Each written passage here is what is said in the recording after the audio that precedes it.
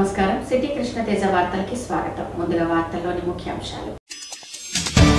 ప్రభుత్వ పాఠశాలలో విద్యా ప్రమాణాలు పెంపొందించాం. విద్యా వ్యవస్థలో సమూల మార్పులు తీసుకొచ్చాం. గుర్తింపు లేని విద్యా సంస్థలను రద్దు చేయాలని ఆదేశించాం. రాష్ట్ర విద్యాశాఖ మంత్రి గంటా శ్రీనివాస్ వెల్లడి. చంద్రగిరి యాసిడ్ దాడిపై ముఖ్యమంత్రి చంద్రబాబు దిగ్భ్రాంతి. జిల్లాలో వెల్లువెత్తుతున్న నిరసనలు. నిందితుడిని అరెస్టు చేయాలని ప్రజా సంఘాలు డిమాండ్. హాకీలో రాణిస్తున్న రజని. దేశంలో 36 సంవత్సరాల తరువాత జిల్లాకు చెందిన క్రీడాకారిణి బ్రెజిల్ ఒలింపిక్స్ కు ఎంపిక. ఘనంగా సన్మానించిన విద్యార్థులు, అధ్యాపకులు.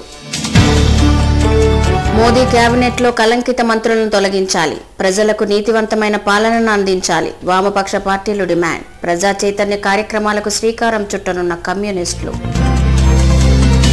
పురపాలిక ఒప్పంద కార్మికుల సమ్మెతో ధార్మిక క్షేత్రం చెత్తమయం. మురికి కూపంగా తిరునగరి. దుర్వాసన దుర్గంధంతో ఇబ్బందులు పడుతున్న ప్రజలు, భక్తులు.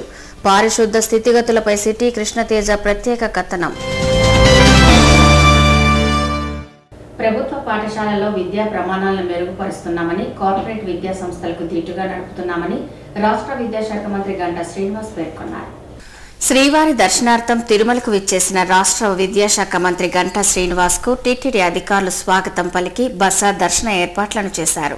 గురువారం ఉదయం వీఐపీ ప్రారంభ సమయంలో శ్రీవారిని దర్శించుకున్న ఆయనకు ఆలయంలోని రంగనాయకుల మండపంలో వేద పండితులు శ్రీవారి ఆశీర్వచనాలు పలకగా ఆలయ అధికారులు స్వామివారి తీర్థ ప్రసాదాలను అందజేశారు. దర్శనానంతరం ఆలయం వెలుపలకు విచ్చేసిన గంటా శ్రీనివాస్ మీడియాతో మాట్లాడారు. విద్యా వ్యవస్థలో సమూల మార్పులు తీసుకొచ్చి అధికారులు, ఉపాధ్యాయులు జవాబుదారీతనంతో పనిచేసేలా చేశామని తెలిపారు. రాష్ట్రాన్ని ఎడ్యుకేషన్ నాలెడ్జ్ హబ్గా తీర్చిదిద్దడానికి ముఖ్యమంత్రి కృషి చేస్తున్నారని, దీనిలో భాగంగా 7 ప్రతిష్టాత్మకమైన విద్యా సంస్థలను ఏపీకి తీసుకురావడం జరిగిందని అన్నారు. పాఠ్యపుస్తకాల కొరత ఉన్నప్పటికీ విద్యార్థులందరికీ పాఠ్యపుస్తకాలను అందజేయడానికి చర్యలు చేపడుతున్నామని చెప్పారు. కళాశాలల్లో బయోమెట్రిక్ విధానాన్ని తీసుకురానున్నామని, గుర్తింపు లేని ప్రైవేట్, కార్పొరేట్ విద్యా సంస్థలను మూసివేసి చట్టపరమైన చర్యలు తీసుకోవాలని 13 జిల్లాల డీఈఓలకు ఆదేశాలను జారీ చేశామని పేర్కొన్నారు. రాష్ట్ర ప్రభుత్వం ప్రాథమిక పాఠశాలల కోసం 17,000 కోట్లు ఖర్చు చేస్తోందని వివరించారు. ఏదైతే అనాథరైజ్డ్ పాఠశాలలు ఉన్నాయో వాటిలన్నింటినీ కూడా రైడ్ చేసి అన్ని స్కూల్స్ మూసేయటం కాకుండా అక్కడ నోటీస్ బోర్డులో పెట్టి పేరెంట్స్కి వాళ్ళందరూ కూడా ఇంటిమేట్ చేసి ఇటువంటి పాఠశాలలో పిల్లలు చేరిస్తే రేపు మీ పిల్లల భవిష్యత్తు దెబ్బతింటుంది, ఈ స్కూల్స్ రన్ చేయడానికి అనుమతి లేదు అని చెప్పి ఒక స్పెషల్ డ్రైవ్ చేయమని చెప్పాం. అన్నీ మన చిత్తూరు జిల్లాలో కూడా డిఓ వాళ్ళందరూ కూడా స్పెషల్ డ్రైవ్ చేశారు. చాలా పాఠశాలలు మూసేశారు. దాంతోపాటు పర్మిట్ లేని బస్సులు అవి కూడా సీజ్ చేయడం జరిగింది. ఇన్ని చేసినా కూడా ఇంకా 100% లేవని నేను చెప్పలేకపోతున్నాను. ఎందుకంటే కొన్ని చోట్ల అక్కడక్కడ ఇంకా కొన్ని జరుగుతూ ఉన్నాయి. బట్ అవి కూడా మూసేయాల్సిన అవసరం ఉంది. ఖచ్చితంగా ఈరోజు ప్రభుత్వం 17,000 కోట్ల రూపాయలు ప్రాథమిక విద్య ఖర్చు పెడతా ఉంది. ఇన్ని ఖర్చు పెడతా ఉంది. ఒక పక్క అన్ని ఇన్ఫ్రాస్ట్రక్చర్ ఇస్తూ ఉన్నాం. బ్రహ్మాండమైన టీచింగ్ ఫ్యాకల్టీ ఉంది. ఎవరైతే ప్రభుత్వ పాఠశాలలో సెలెక్ట్ కావట్లేదో వాళ్ళే ప్రైవేట్ స్కూల్లో టీచర్కి వెళ్తూ ఉన్నారు. అటువంటి మంచి ఫ్యాకల్టీ ఉండి ఇన్ఫ్రాస్ట్రక్చర్ పెట్టి మంచి చేస్తున్నప్పుడు కూడా ఇంకా ఈ అనాథరైజ్ స్కూల్స్లో చేరటం అనేది తల్లిదండ్రులు కూడా కరెక్ట్ కాదు. ఖచ్చితంగా పాఠశాలలో, ప్రభుత్వ పాఠశాలలో కూడా స్టాండర్డ్స్ పెంచబోతా ఉన్నాం. ప్రైవేట్ స్కూల్స్లో కంపేర్ చేసే విధంగా ఈరోజు ప్రభుత్వ పాఠశాలలో విద్య కూడా రాబోతాం. జరీనా బేగంపై యాసిడ్ దాడి చేసిన ఆమె మాజీ భర్త ఖాజా హుస్సేన్ ను నడి రోడ్డుపై ఉరితీయాలని, లేకపోతే మహిళలపై మరిన్ని యాసిడ్ దాడులు జరుగుతాయని పలు రాజకీయ పార్టీల నాయకులు, అధ్యాపకులు డిమాండ్. మహిళపై యాసిడ్ దాడిపై విద్యా సంస్థలు, రాజకీయ నాయకులు ఆధ్వర్యంలో చంద్రగిరి పట్టణంలో ర్యాలీలు, నిరసనలు, మానవాహారం నిర్వహించారు. ఈ సందర్భంగా చంద్రగిరి ప్రభుత్వ బాలికల పాఠశాల, చంద్రగిరి ప్రభుత్వ మహిళా జూనియర్ కళాశాల విద్యార్థినులు ర్యాలీ నిర్వహించారు. టవర్ క్లాక్ వద్ద మానవాహారం నిర్వహించారు. ఈ నిరసనలకు తెలుగుదేశం, బీజేపీ, కాంగ్రెస్, వైఎస్ఆర్ కాంగ్రెస్ పార్టీ నాయకులు మద్దతు ప్రకటించారు. నిందితుడిని పట్టుకుని నడి రోడ్డుపై ఉరితీయాలని నినాదాలు చేశారు. దీనిపై చంద్రగిరిలో తెలుగుదేశం పార్టీ అధ్యక్షులు గౌస్ పాషా మాట్లాడుతూ, పవిత్ర రంజాన్ మాసంలో ఓ ముస్లిం మహిళపై ఇలాంటి దాడి చేయడం విచారకరమన్నారు. సభ్య సమాజం తలదించుకునేలా జరీనా బేగం మాజీ భర్త ఖాజా హుస్సేన్ యాసిడ్ దాడి చేశారని, ముఖ్యమంత్రి చంద్రబాబు నాయుడు సైతం దీనిపై ఆగ్రహం వ్యక్తం చేశారని, పోలీసులు వెంటనే స్పందించి నిందితుడిని అరెస్టు చేయాలని కోరారు. నిన్నటి దినం కాలూరు దగ్గర యాసిడ్ పోసి ఆమె ఆ యాసిడ్లో కూడా నేరు పోలీస్ స్టేషన్కి వచ్చి పోలీస్ స్టేషన్ వాళ్ళు రుయ్ హాస్పిటల్లో పంపించినారు. రుయ్ హాస్పిటల్లో చికిత్స పొందుతుంటే రాష్ట్ర ముఖ్యమంత్రి నారా చంద్రబాబు నాయుడు గారికి ఆ విషయం తెలిసిన వెంటనే కలెక్టర్కి ఆదేశించి ఆమెకి తగిన వైద్య సేవలు అందించాలని సూచించినారు. అందులో భాగంగా కలెక్టరు తక్షణం ఆమెని వేలూరు సిఎంసి హాస్పిటల్కి తీసుకుపోయారు. ఇటువంటి దుశ్చర్యలకు పాల్పడుతున్న దుర్మార్గులంతా విచారణ లేకుండా వాళ్ళని ఉరిశిక్ష వేయాల్సిందిగా మేమందరం కూడా కోరుకుంటున్నాము. ఇప్పుడు జరీనా బేగం కూడా వేలూరు హాస్పిటల్లో ఆమె కూడా ట్రీట్మెంట్ సరిలేదనేసి వేలూరు హాస్పిటల్ సిఎంసీ నుంచి ఆమె చెన్నైకి 12 గంటలకి చెన్నై హాస్పిటల్ తీసుకోవడం జరిగింది. అనంతరం తెలుగుదేశం పార్టీ కార్యదర్శి గంకపల్లి భాస్కర్ మాట్లాడుతూ జరీనా బేగం మంచి వ్యక్తిత్వం గల మనిషి, ఆమెతో పాటు చదువుకునే రోజుల్లో క్లాసులో చదువులో ఆమె ప్రథమ స్థానంలో ఉండేదని అన్నారు. ఆమెపై యాసిడ్ దాడి చేసిన ఆమె మాజీ భర్తకు కఠిన శిక్ష విధించాలని, లేకపోతే సభ్య సమాజంలో దాడులు ఎక్కువవుతాయని అన్నారు. మత పెద్దలంతా కూర్చొని పెట్టి వాళ్ళిద్దరిని చాలాసార్లు సమన్వయపరచడానికి చూశారు. అయినా కూడా అతని మూర్ఖత్వం, ఆ మొండితనం చూసి ఇతను మూర్ఖుడుగా ఉన్నాడు, ఆ అమ్మాయిని ఎప్పుడైనా ఇబ్బంది పెడతాడన్న ఉద్దేశంతో అందరూ కూడా అతని దగ్గర నుంచి విడాకులు ఇప్పించి ఆ అమ్మాయికి రక్షణ కల్పించే ప్రయత్నం చేశారు. విడాకులు ఇప్పించినా కూడా ఆ అమ్మాయి మీద అనేక సార్లు అతను దాడులు చేయడం, అర్ధరాత్రి వేళ ఆమె సొంత ఇంటికాడికి వచ్చి ఆమెను కాలు విరగొట్టినప్పుడు పోలీస్ స్టేషన్లో కంప్లైంట్ ఇచ్చినా ఇప్పటివరకు అతని మీద చర్య తీసుకోలేదు. పీలేరులో లెక్చరర్గా పనిచేస్తున్న అమ్మాయి ఆ పీలేరుకి వెళ్ళి కూడా అక్కడ కూడా గొడవ చేస్తే అక్కడ పోలీస్ కంప్లైంట్ ఇచ్చింది. అయినా ఈ పోలీస్ వ్యవస్థ ఎందుకు నిద్రపోతుందో అర్థం కావడం లేదు. ఒక మహిళ చదువుకున్న ఆవిడ ఇన్నిసార్లు కంప్లైంట్ ఇచ్చి తన కష్టం ఉందని తెలియజేసినా కూడా పోలీస్ వ్యవస్థ నిర్లక్ష్యం కారణంగానే ఇంత పెద్ద ఘోరమైన అన్యాయం జరిగింది. కాబట్టి ఆ ఖాజా హుస్సేన్ అనే వ్యక్తి నరరూప రాక్షసుడిగా భావించి అతను వెంటనే అరెస్ట్ చేసి అతని మీద చర్య తీసుకోవాల్సిందిగా ఈ చంద్రగిరి మండల ముస్లిం సోదరులందరూ బాధపడుతున్నారు. అందులోనూ ఈ రంజాన్ పవిత్ర మాసంలో ఈ విధంగా జరగడం శోచనీయం. శ్రీకాళహస్తి మాస్బార్లో జరిగిన హత్య కేసుకు సంబంధించి 3 ముద్దాయిలను అరెస్టు చేసి రిమాండ్కు పంపినట్లు డీఎస్పీ వెంకటకిషోర్ తెలిపారు. శ్రీకాళహస్తి మాస్బార్లో ఈ నెల 9న ఈశ్వరు వర్గీయులకు మురళీ వర్గీయులకు మధ్య ఘర్షణ జరిగి ఈ ఘటనలో రమేష్ మృతి చెందగా ఈశ్వరు ఖాన్లు గాయపడ్డారు. ఈ కేసును దర్యాప్తు చేసి హత్యకు కారకులైన ముద్దాయిలు మురళీ, కిషోర్, పాపయ్యలను అరెస్ట్ చేసి రిమాండ్కు పంపినట్లు డీఎస్పీ వెంకటకిషోర్ వివరించారు. శ్రీకాళహస్తిలో శాంతి భద్రతలకు ఎలాంటి సమస్య లేదన్నారు. ఈ విలేకరుల సమావేశంలో సీఐ చంద్రశేఖర్ రెడ్డి, ఎస్ఐ స్వామి, ఏఎస్ఐ పాల్గొన్నారు. రమేష్, చెంచయ్య అలియాస్ ఖాన్ అనే వాళ్ళు బార్లో ఉండగా ఈ మురళీ స్నేహితులకు తెలిసి అక్కడికి పోయి ఈ ఆటో స్థలం విషయం గురించి గొడవపడడం జరిగింది. గొడవపడిన వెంటనే ఈ మురళి అనే వ్యక్తి కోపోద్రేకుడై తన దగ్గర ఉన్నటువంటి కత్తి తీసుకొని ఈశ్వరయ్యను, చెంచయ్య అలియాస్ ఖాన్ను, అదేవిధంగా రమేష్ మీద దాడి చేయడం జరిగింది. ఈ దాడిలో రమేష్ అనే వ్యక్తి ఎద మీద తీవ్రంగా గాయపరచడం వల్ల తీవ్రమైన రక్తస్రావం జరిగి రమేష్ అతను అక్కడక్కడే మరణించడం జరిగింది. మిగతా ఈశ్వర్ అండ్ ఖాన్ అనేవాళ్ళు ఆసుపత్రిలో చేరి చికిత్స పొందుతూ డిశ్చార్జ్ అయ్యారు. సో ఈ కేసుకు సంబంధించి నిన్నటి దినం ఈ ముద్దాయిలు 3 మీద కేసు రిజిస్టర్ చేశాము. ఒకటి మురళి, కిషోర్ అండ్ పాపయ్య. వీళ్ళు 3 నిన్న ఎక్కడో పరాల్లో ఉండి వాళ్ళు ఈరోజు కోర్టులో సరెండర్ అయ్యి బెయిల్ తీసుకోవాలనే ఉద్దేశంతో మన శ్రీకాళహస్తి పట్టణం చివరిలో వచ్చి ఉండడానికి తెలిసి ఇన్ఫర్మేషన్ వచ్చి మేము వాళ్ళు నిన్న అరెస్ట్ చేసి అన్ని క్రమ పద్ధతిలో చేసి ఈరోజు వాళ్ళని రిమాండ్ తరలించడం జరుగుతుంది. చంద్రగిరిలో జరిగిన యాసిడ్ సంఘటనపై ముఖ్యమంత్రి చంద్రబాబు నాయుడు దిగ్భ్రాంతి వ్యక్తం చేశారు. ఘటనకు పాల్పడిన వ్యక్తిని వెంటనే అరెస్టు చేయాలని పోలీసులను ఆదేశించారు. చంద్రగిరి నియోజకవర్గం కాలూరు క్రాస్ వద్ద పీలేరు డిగ్రీ కళాశాలలో హిందీ అధ్యాపకురాలుగా పనిచేస్తున్న జరీనా బేగంపై ఆమె భర్త ఖాజా హుస్సేన్ యాసిడ్ దాడి చేశారు. దీనిపై ముఖ్యమంత్రి చంద్రబాబు నాయుడు దిగ్భ్రాంతి వ్యక్తం చేశారు. ఈ సందర్భంగా ఆయన ఎస్పీకి ఫోన్ చేసి నిందితుడిని వెంటనే అరెస్టు చేయాలని ఆదేశించారు. వేలూరు సీఎంసీలో చికిత్స పొందుతున్న ఆమెను మెరుగైన చికిత్స నిమిత్తం చెన్నై ఆసుపత్రికి తరలించాలని ఆదేశించారు. దీంతో సీఎంసీలో చికిత్స పొందుతున్న బాధితురాలను అధికారులు చెన్నై ఆసుపత్రికి తరలించారు. నిందితుని కోసం పోలీసులు గాలిస్తున్నారు. నగరపాలక సంస్థలో అవినీతి విలయ తాండవం చేస్తోందని మాజీ కౌన్సిలర్ నవీన్ కుమార్ రెడ్డి ఆరోపించారు. నగరపాలక సంస్థను అవినీతి రహిత సంస్థగా మార్చాలని కోరుతూ గురువారం నవీన్ కుమార్ రెడ్డి కమిషనర్ వినయ్ చంద్ను కలిసి వినతి పత్రం సమర్పించారు. ఈ సందర్భంగా నవీన్ కుమార్ రెడ్డి మాట్లాడుతూ నగరపాలక సంస్థలోని టౌన్ ప్లానింగ్, రెవెన్యూ, ఇంజనీరింగ్ విభాగాలలో అవినీతి జరుగుతోందని, ఏళ్ల తరబడి అధికారులు బదిలీలు లేకుండా ఒకే చోట తిష్టవేసి అక్రమంగా సంపాదిస్తున్నారని ఆరోపించారు. ఈ విభాగాల్లో ఫైళ్లు కదపాలంటే అధికారుల చేతులు తడపాల్సిందేనని ఆగ్రహం వ్యక్తం చేశారు. ఈ విభాగాల్లో పనిచేస్తున్న కొంతమంది అధికారులకు ప్రజాప్రతినిధుల అండదండలు ఉన్నాయని విమర్శించారు. వీరి కారణంగా నిజాయితీగా పనిచేసే అధికారులపై మచ్చపడుతోందని, అవినీతి పరులపై కొరడా జొలిపించాలని కోరారు. కమిషనర్ను కలిసిన వారిలో జేఎస్పీ నాయకులు, కార్యకర్తలు పాల్గొన్నారు. రాష్ట్రంలో ఏ మున్సిపాలిటీలో కూడా జీతాలు ఇచ్చే పరిస్థితి లేదు రాష్ట్ర విభజన తర్వాత. అలాంటిది తిరుపతిలో ఉండే ప్రజలు స్వచ్ఛందంగా వచ్చి పన్నులు కడతామంటే మీకు జీతాలు ఇస్తున్నారు, నగరంలో అభివృద్ధి జరుగుతూ ఉంది. అదేవిధంగా కొత్తగా తిమ్మినాయుడుపాలెము, ఎంఆర్పల్లి, జీవకోన పంచాయతీలు మున్సిపల్ కార్పొరేషన్ పరిధిలో కలిపారు. వాళ్ళు ఎందుకురా ఈ పంచాయతీలు కలిపారా అని చెప్పని అక్కడ ప్రజలంతా కూడా భయాందోళనకు గురవుతా ఉన్నారు. పంచాయతీకి 100 రూపాయలు కడతా అంటే ఈరోజు 10,000 రూపాయలు కట్టే పరిస్థితికి వచ్చింది. అది కూడా లంచాలు ఇస్తేనే మీకు అనుమతులు ఇస్తాం, మీ ఇంటికి కొలతలేసి రెవెన్యూ బిల్స్ ఇస్తామని చెప్పని బహిరంగంగా చెప్తా అంటే అసలు ఏసీబీ ఉందా లేదా అని చెప్పని మేము ప్రశ్నిస్తున్నాం. ఖచ్చితంగా ఏసీబీ అధికారులు కూడా స్పందించాలి. లేని పక్షంలో ప్రజలతో కలుసుకొని ఏసీబీ కార్యాలయాన్ని కూడా ముట్టడిస్తామని చెప్పని హెచ్చరిస్తున్నాం. క్రీడారంగంలో భారతదేశానికి మంచి గుర్తింపును తీసుకురావడమే తన లక్ష్యమని హాకీ క్రీడాకారిణి రజనీ పేర్కొన్నారు. హాకీ క్రీడాకారిణి రజనీ బ్రెజిల్ రీ ఒలింపిక్స్కు ఎంపిక కావడంతో గురువారం సీకాం విద్యాసంస్థల అధినేత సురేందర్ రెడ్డి ఆధ్వర్యంలో ఆమెకు సత్కార అభినందన సభను నిర్వహించారు.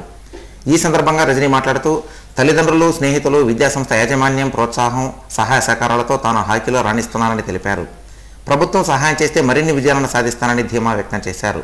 10 సంవత్సరాలుగా హాకీలో రాణిస్తున్నానని, అంతర్జాతీయ స్థాయిలో 20 దేశాలకు పైగా ఆడడం జరిగిందని పేర్కొన్నారు. వచ్చే నెలలో బ్రెజిల్లో జరిగే ఒలింపిక్స్లో అవకాశం రావడం సంతోషంగా ఉందన్నారు.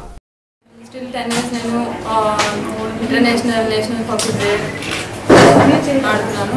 సో ఆఫ్టర్ 36 years తర్వాత మేము ఒలింపిక్ క్వాలిఫై అయ్యాం first time. After coming back here నాకు కాలేజ్ నుండి చాలా సపోర్ట్ ఉంది. సీకాం విద్యా సంస్థలు, సురేందర్ రెడ్డి గారు, ప్లస్ మా Andhra hockey association Prasanna Kumar Reddy sir గారికి, plus Olympic hockey association Purushottam sir గారికి చాలా థ్యాంక్స్. నాకు చాలా ఎంకరేజ్ చేస్తున్నారు. సో నేను ఇంకా ఫ్యూచర్లో మంచి కష్టపడి ఒలింపియన్ అవ్వాలి, మెడల్ తీసుకురావాలి, అదే నా ఏం.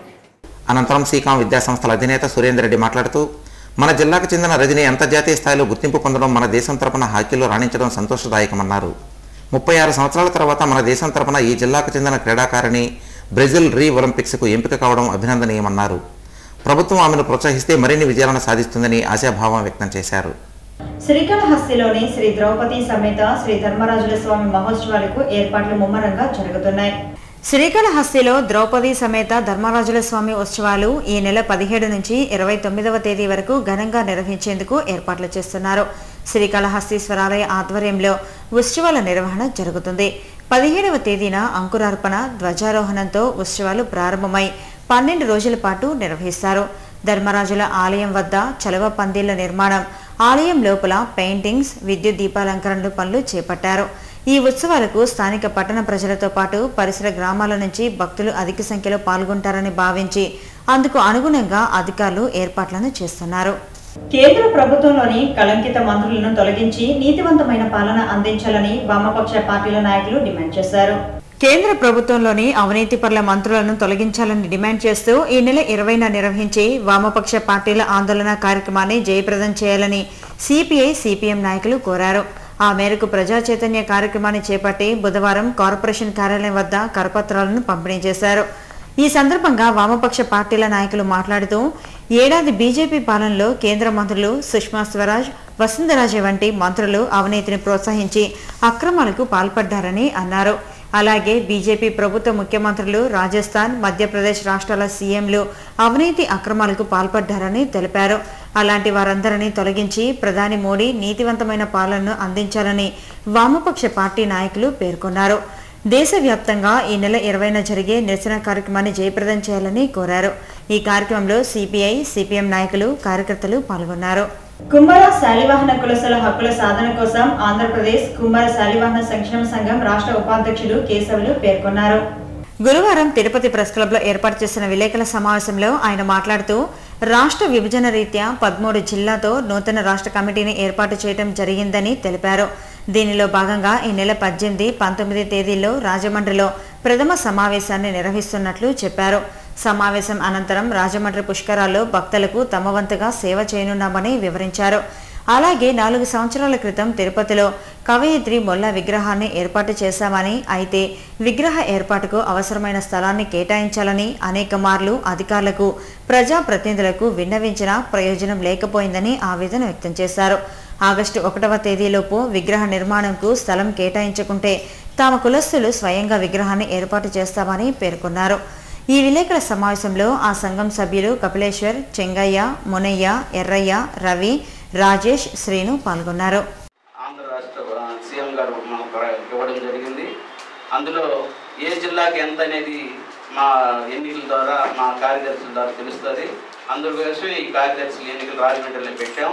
ఎందుకంటే రాజమండ్రిలో పెట్టడానికి కారణం ఏంటంటే విశేష జనమైనటువంటి భక్తులు వస్తున్నారు కాబట్టి ఈ నలుమూల నుంచి 13 జిల్లాల నుండి శాలివాహన యువతనంతా అక్కడికి తీసుకెళ్లి ప్రభుత్వంతో సహకార సహాయాలు అందించాలని, ప్రభుత్వంతో సంబంధం లేకుండా చిత్తూరు జిల్లా శాలివాహన సంఘం అదేవిధంగా 13 జిల్లాలో ఉన్నటువంటి శాలివాహన మిత్రులు కూడా నిత్య అన్నదానం చేస్తున్నారు.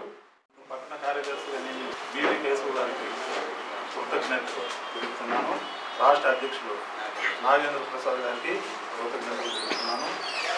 ముఖ్యంగా రేపు 18న జరగబోయే రాష్ట్ర మహాసభలు 18న రాజమండ్రిలో జరుగుతున్న చిత్తూరు జిల్లా నలుమూల ప్రాంతాల నుంచి, తిరుపతి నలుమూల ప్రాంతాల నుంచి యువత భారీ సంఖ్యలో రావాలని విజ్ఞప్తి చేస్తాను. దక్షిణ కాశీగా పేరొందిన శ్రీకాళహస్తీశ్వరాలయంలో హుండీ లెక్కింపు కార్యక్రమం జరిగింది. రికార్డు స్థాయిలో హుండీ ద్వారా ఆదాయం వచ్చింది. శ్రీకాళహస్తీశ్వరాలయంలో 15 రోజులకు ఒకసారి స్వామివారి హుండీ లెక్కింపు కార్యక్రమం జరుగుతుంది. ఈ క్రమంలోనే బుధవారం ముక్కంటేశ్వరుని ఆలయంలో హుండీ లెక్కింపు జరిగింది. భక్తులు కానుకల రూపంలో హుండీలో సమర్పించుకున్న మొత్తాలను లెక్కింపు చేశారు. అలా లెక్కింపు ద్వారా 48,66,969 రూపాయలు ఆదాయం వచ్చింది. అలాగే 224 కిలోల 800 గ్రాముల వెండి, 56 గ్రాముల బంగారం వచ్చినట్లు తెలిపారు. అదే కాక 119 విదేశీ కరెన్సీ కూడా హుండీ లెక్కింపు ద్వారా ఆదాయంగా వచ్చినట్లు ఆలయ ఈవో రామిరెడ్డి తెలిపారు. అలాగే ఈ హుండీ లెక్కింపు కార్యక్రమంలో ఆలయ అధికారులతో పాటు పోలీసు విజిలెన్స్ అధికారులు కూడా పాల్గొన్నారు. బ్యాంక్ ఆఫ్ బరోడా మేనేజర్ అండి. నా పేరు ఎన్ఎస్కే మోహన్ రావు. మా బ్యాంక్ ఓపెన్ చేసి 2 సంవత్సరాలు అయింది. డిపాజిట్లు అడ్వాన్సెస్ కూడా బాగానే ఉన్నాయి. మా స్టాఫ్ 3 ఆఫీసర్లు 3 క్యాష్ అయిపోయాయి. గాజుల బలిజలను ఓబీసీలుగా గుర్తించి ధృవీకరణ పత్రాలను అందజేయాలని గాజుల బలిజ సంక్షేమ సంఘం ప్రధాన కార్యదర్శి మురళి డిమాండ్ చేశారు. గురువారం తిరుపతి ప్రెస్ క్లబ్ లో ఏర్పాటు చేసిన విలేకరుల సమావేశంలో ఆయన మాట్లాడుతూ ఎన్నికల ముందు చంద్రబాబు ఇచ్చిన హామీలను అమలు చేయాలని డిమాండ్ చేశారు. తిరుపతిలో గాజుల బలిజ కులస్తులకు ఓబీసీగా ధృవీకరణ పత్రాలు ఇస్తున్నారని, మిగిలిన చోట్ల ఓసీలుగా ఇస్తున్నారని ఆవేదన వ్యక్తం చేశారు. తమ సమస్యల పరిష్కారం కోసం పోరాటాలకు శ్రీకారం చుడుతున్నామని తెలిపారు. దీనిలో భాగంగా ఈ నెల 19వ తేదీన ఓ ప్రైవేట్ కళ్యాణ మండపంలో ఆత్మీయ సమావేశాన్ని నిర్వహిస్తున్నామని, ఈ సమావేశంలోనే భవిష్యత్తు కార్యాచరణను రూపొందించుకొని పోరాటాలను సాగిస్తామని చెప్పారు. ఈ విలేకరుల సమావేశంలో ఆ సంఘం నాయకులు ప్రభాకర్, పరందామయ్య, సత్యనారాయణ, విశ్వనాథం, కృష్ణ, వెంకటేష్, నాగరాజు రాయల్ పాల్గొన్నారు. మానసిక సమస్యలు, రోజువారీ పని ఒత్తిడితో ప్రపంచంలో ప్రతిరోజు 3,000 మంది ఆత్మహత్యలకు పాల్పడుతున్నారని మానసిక వైద్య నిపుణులు భూపాల్ నాయుడు ఆవేదన వ్యక్తం చేశారు. గురువారం తిరుపతి ప్రెస్ క్లబ్ లో ఏర్పాటు చేసిన విలేకరుల సమావేశంలో ఆయన మాట్లాడుతూ మానసిక సమస్యలతో ఆత్మహత్యలకు పాల్పడుతున్న వారి సంఖ్య ప్రపంచంలో 2వ స్థానంలో ఉందని, ఇది చాలా ప్రమాదకరమైన పరిస్థితి అని వాపోయారు. సంవత్సరానికి 10 లక్షల మంది ఆత్మహత్య చేసుకుంటున్నారని, మన దేశంలోనే ఏటా 2.5 లక్షల మంది ఆత్మహత్యలకు పాల్పడుతున్నట్లు ప్రపంచ ఆరోగ్య సంస్థ నివేదికలో పేర్కొనడం విచారకరమన్నారు. మానసిక రుగ్మతలు, పని ఒత్తిడి, చిన్న చిన్న కారణాలతో బాధపడుతున్న వారి సంఖ్య 35 కోట్లకు పైగా ఉందని తెలిపారు. సమాజంలో ఆత్మహత్యలను నియంత్రించాలంటే మానసిక సమస్యలతో బాధపడుతున్న వారు వైద్యులను సంప్రదించి వారి సలహాలు, సూచనలను పాటించాలని కోరారు. ఈ విలేకరుల సమావేశంలో వైద్యులు కిషోర్ కుమార్ పాల్గొన్నారు. యాసిడ్ దాడిలో గాయపడిన జరీనా బేగంకు మెరుగైన వైద్యాన్ని ప్రభుత్వం అందించి అన్ని విధాలుగా ఆదుకోవాలని వైసీపీ చిత్తూరు జిల్లా మహిళా అధ్యక్షురాలు గాయత్రీదేవి డిమాండ్ చేశారు. చిత్తూరు ప్రెస్ క్లబ్లో గురువారం జరిగిన విలేకరుల సమావేశంలో ఆమె మాట్లాడుతూ జిల్లాలో మహిళలకు రక్షణ కరువైందని ఆరోపించారు. జరీనా బేగంపై యాసిడ్ దాడికి పాల్పడిన అతన్ని కఠినంగా శిక్షించాలని డిమాండ్ చేశారు. యాసిడ్ గాయాలతో ఆసుపత్రిలో చేరిన జరీనా బేగంకు మెరుగైన వైద్య సేవలు అందించి ప్రభుత్వం అన్ని విధాలుగా ఆదుకోవాలని డిమాండ్ చేశారు. ఈ సమావేశంలో వైఎస్ఆర్సీపీ చిత్తూరు జిల్లా మహిళా కమిటీ నాయకులు పాల్గొన్నారు. రాయలసీమ జిల్లాలకు కేంద్రమైన తెలుగు అకాడమీ ప్రాంతీయ కేంద్రం అభివృద్ధికి అన్ని విధాలుగా కృషి చేస్తానని తిరుపతిలోని ప్రాంతీయ Telugu academy coordinator K Rammurthy అన్నారు. తిరుపతిలోని ప్రాంతీయ తెలుగు అకాడమీ కోఆర్డినేటర్గా కల్వకుంట రామ్మూర్తి నియమితులయ్యారు. గురువారం ఆయన పదవి బాధ్యతలు స్వీకరించారు. ఈ సందర్భంగా ఆయన మీడియాతో మాట్లాడుతూ పుస్తకాలు మానవుని మేధో సంపత్తిని పెంచే సాధకాలు అని, అలాంటి పుస్తకాల నిలయమైన తెలుగు అకాడమీ పటిష్టతకు, అభివృద్ధికి తన వంతు తోడ్పాటును అందిస్తానని తెలిపారు. అలాగే కోఆర్డినేటర్గా పదవి బాధ్యతలు స్వీకరించిన రామ్మూర్తి అకాడమీలోని పుస్తకాలన్నింటినీ పరిశీలించారు. ఈ కార్యక్రమంలో అకాడమీ ఉద్యోగులు, వేలాయుధం, కల్పన తదితరులు పాల్గొన్నారు. శ్రీకాళహస్తిలో నిరుపేద ముస్లిం మహిళలకు చీరలను పంపిణీ చేశారు. శ్రీకాళహస్తి సాలిపేటకు చెందిన వరలక్ష్మి పేద ముస్లిం మహిళలకు రంజాన్ పండుగ కానుకగా చీరలు పంపిణీ చేశారు. సాయిబాబా భక్తురాలైన వరలక్ష్మి హిందూ ముస్లిం సోదరుల ఐకమత్యమును ఆకాంక్షిస్తూ రంజాన్ పండుగను ప్రతి కుటుంబం ఆనందంగా జరుపుకోవాలని గత 10 ఏళ్లుగా పేద ముస్లిం మహిళలకు చీరల పంపిణీ చేస్తున్నట్లు తెలిపారు. సుమారు 300 మంది మహిళలకు చీరలు పంపిణీ చేసి రంజాన్ శుభాకాంక్షలు తెలియజేశారు. పలువురు స్థానిక ప్రజాప్రతినిధులు పాల్గొన్నారు. Institute of chartered accountants of India విడుదల చేసిన CSCPT ఫలితాల్లో ఎమరాల్డ్స్ విద్యార్థులు ఉత్తమ ఫలితాలను సాధించడం సంతోషకరమని ఆ విద్యా సంస్థ నిర్వాహకులు తెలిపారు. గురువారం తిరుపతిలోని ఎమరాల్డ్స్ కళాశాలలో జరిగిన విలేకరుల సమావేశంలో వారు మాట్లాడుతూ తమ కళాశాల విద్యార్థి తరుణ్ కుమార్ 200 మార్కులకు గాను 187 మార్కులను సాధించి ఆల్ ఇండియా 5వ ర్యాంకును సాధించడం ఆనందంగా ఉందన్నారు. అలాగే ముగేష్ 178 మార్కులు, ప్రహర్ష 176 మార్కులు, రోహిత్ 172 మార్కులను సాధించినట్లు చెప్పారు. ఈ సందర్భంగా విద్యార్థులను డైరెక్టర్లు అభినందించారు. ఈ విలేకరుల సమావేశంలో ఆ సంస్థ డైరెక్టర్లు గిరిధర్, విశ్వనాథ్ పాల్గొన్నారు. దేశంలోనే అతిపెద్ద ధార్మిక క్షేత్రంగా గుర్తింపు పొందిన నగరం, పవిత్ర పుణ్యక్షేత్రమైన తిరునగరిలో నిత్యం గోవింద నామ స్మరణలు వినిపించాల్సి ఉండగా పారిశుద్ధ్యం లోపంతో దుర్గంధం వెదజల్లుతోంది. పారిశుద్ధ లేమితో అటు భక్తులు, ఇటు స్థానికులు పడుతున్న ఇబ్బందులపై సిటీ కృష్ణతేజ ప్రత్యేక కథనం. తమ న్యాయమైన కోరికలను నెరవేర్చాలని కోరుతూ పురపాలక ఒప్పంద కార్మికులు నిరవధిక సమ్మెకు దిగారు. దీంతో ఎక్కడి చెత్త అక్కడే ఉండడంతో నగరం మురికి కూపంగా తయారైంది. కార్మికులు విధులు బహిష్కరించి సమ్మె బాట చేపట్టి వారం రోజులు కావస్తోంది. రోజులు గడిచే కొద్దీ నగరంలో చెత్త కూడా పెరిగిపోతోంది. తిరుపతిలో 4 లక్షల మంది స్థానికుల నివాసం ఉండగా ప్రతిరోజు శ్రీవారి దర్శనార్థం సుమారు 40 నుండి 50 వేల మంది భక్తులు వస్తుండగా వారాంతపు సెలవు రోజుల్లో ఈ సంఖ్య మరింత పెరుగుతుంది. స్థానికులు, యాత్రికులు వదిలి వెళ్లిన వ్యర్థాలను నగరపాలక పారిశుద్ధ్య సిబ్బంది ఎప్పటికప్పుడు తొలగించి పరిశుభ్రంగా ఉంచేవారు. అయితే ప్రస్తుతం ఆ పరిస్థితి లేదు. రోడ్లన్నీ చెత్తమయం అయ్యాయి. రోడ్లపై వెళ్లాలంటే పాదచారులు భయపడుతున్నారు. భయంకరమైన దుర్గంధం వెదజల్లుతోంది. చిన్నపాటి వర్షం పడినా భయపడే పరిస్థితి ఏర్పడింది. ఎందుకంటే వ్యర్థాలు తొలగించకపోవడంతో దోమలు, ఈగలు ఎక్కువయ్యాయి. వీటి వలన వ్యాధులు వచ్చే ప్రమాదం ఉంది. తిరుపతి పట్టణంలో ఏరియాల వారీగా ఎక్కడ చూసినా చెత్త, ఎక్కడ పడితే అక్కడ చెత్త పేరుకుపోతా ఉంది. దీనివల్ల పిల్లలు కావచ్చు, ప్రజలు కావచ్చు, ప్రతి ఒక్కరికి కూడా అనారోగ్య పాలయ్యే పరిస్థితి ఉంది. అధికారులు, మున్సిపల్ అధికారులు కావచ్చు, ఇటు పక్క సీఎం గారు కావచ్చు, ప్రజాప్రతినిధులు కావచ్చు, వీళ్ళందరూ కూడా దయచేసి మున్సిపల్ కార్మికుల సమస్యల్ని పరిష్కరించాలి.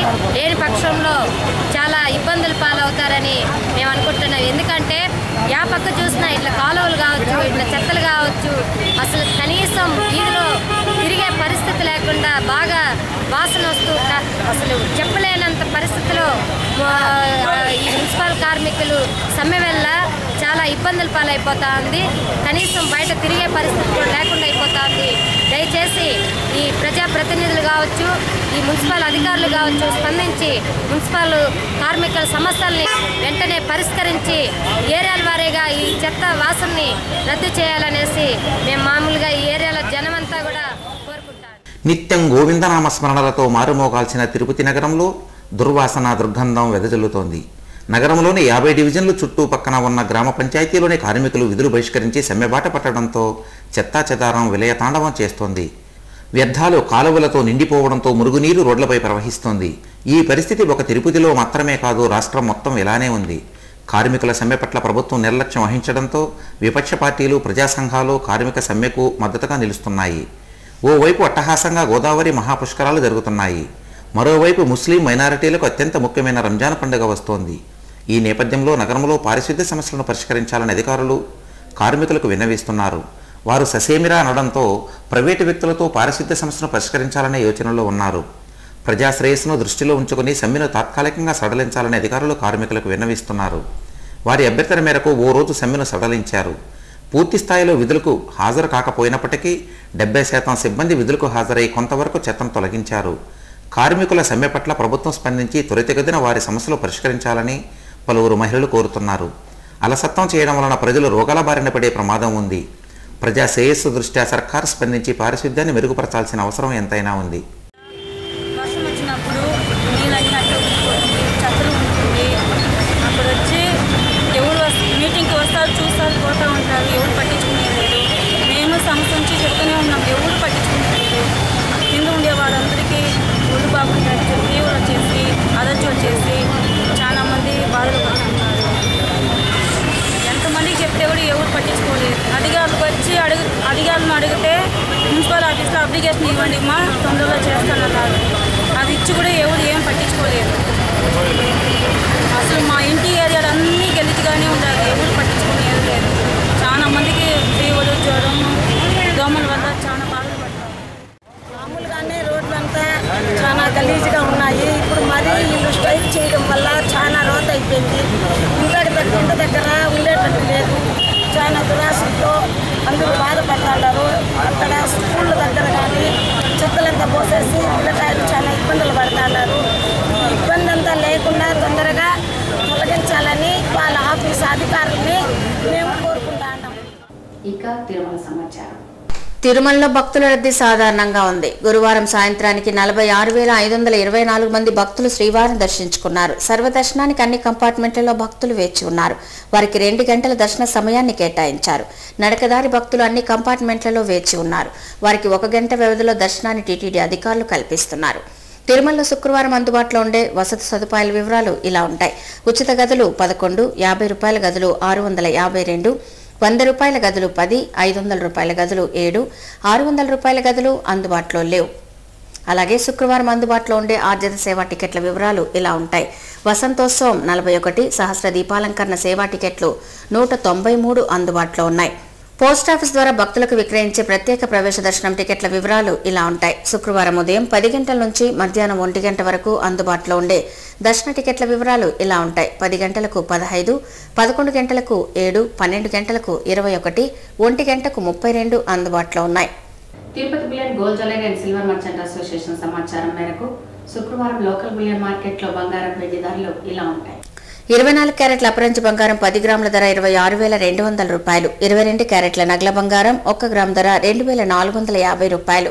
వెండి 1 కేజీ ధర 34,470 రూపాయలు. రీటైల్ వెండి 1 గ్రాము ధర 36.90 రూపాయలు. వార్తలు ముగించే ముందు ముఖ్యాంశాలు మరోసారి చూద్దాం.